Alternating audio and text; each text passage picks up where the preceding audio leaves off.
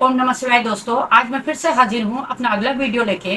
आज मैं आपको रेकी के थर्ड लेवल का चौथा और अंतिम सिंबल बताने जा रही हूँ, जिसका नाम है ऋषि डायमंड। ऋषि डायमंड सिंबल जो है हमारा, वो डायमंड के आकार का होता है। जैसे डायमंड आमतौर पे डायमंड हर किसी ने डायमंड देखा है, डायमंड के आकार का होता है और इसी प्रकार से इसे बनाया जाता है। इसे कैसे बनाया जाता है वो मैं आपको बता दूंगी। इससे पहले ये बता दूं कि ऋषि डायमंड सिंबल जो है वो किसी भी लेवल में दिया जा सकता है।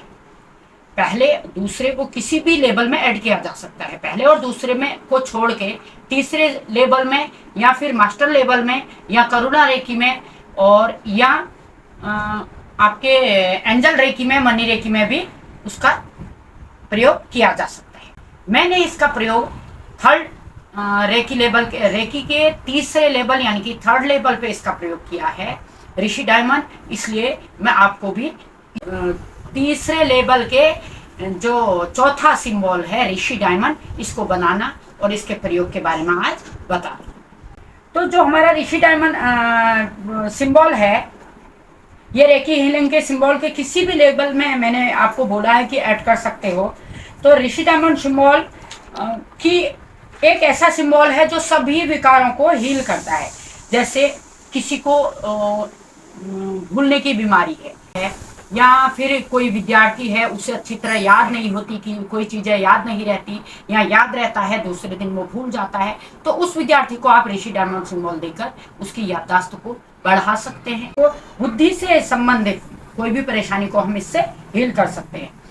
भूलना, परेशान होना, बुद्धि पर संयम न होना या किसी भी लेवल में ये किया जा सकता है। इसे अपने पढ़ाई लिखाई के लिए तुम यूज कर सकते हो और इसका प्रयोग हम 6 दिन बाद करते हैं। पहले जब भी हम ऋषि डायमंड के जैसे हमने तीसरे लेवल का शक्तिपात ले लिया, 21 दिन का शक्तिपात पूरा हो गया, उसके 6 दिन बाद हम ऋषि डायमंड सिंबल को यूज कर सकते हैं किसी भी चीज के लिए। जैसे कोई विद्यार्थी यूज कर सकता है या आप किसी मरीज को दे सकते हो, उसे उसकी बुद्धि, किसी की चंचल बुद्धि है उसकी बुद्धि को स्थिर करने के लिए आप ऋषि डायमंड का इस्तेमाल कर सकते हैं।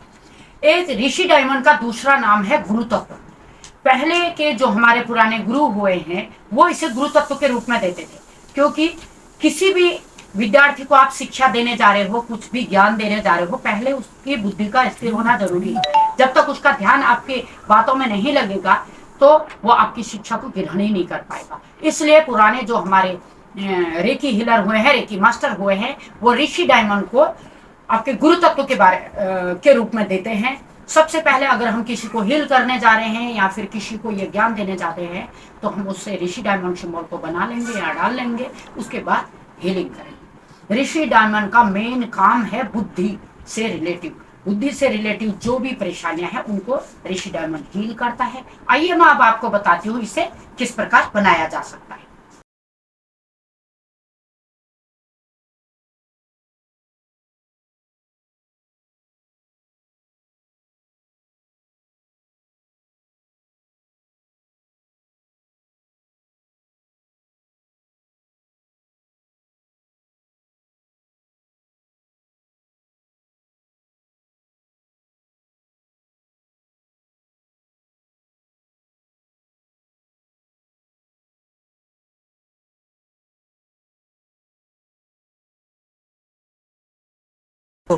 अब मैं बताती हूँ कि ऋषि डायमंड को बनाना कैसे है और प्रयोग कैसे करना है।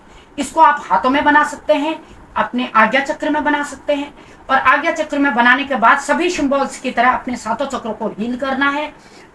सबसे पहले चक्रे बना लीजिए, सेकी बना लीजिए। हंसा चेशुनिन से आप माता प्रकृति से और रेकी ऊर्जा से कनेक्ट हो जाइए। उसके बाद ऋषि डायमंड बना के और उसे अपने आज्ञा चक्र में इमेज करके आप उसको सातों चक्रों को हील करेंगे। उसके बाद इस प्रकार से 21 दिन जो आप प्रैक्टिस करेंगे, 21 दिन के उसमें आपको ये ऋषि डायमंड की शक्ति प्राप्त हो जाएगी और इस गुरु तत्व का ज्ञान आपको मिल जाएगा और इस प्रकार आप अपने मरीजों को इसे दे सकते हैं और इसका प्रयोग कर सकते हैं। Thank you.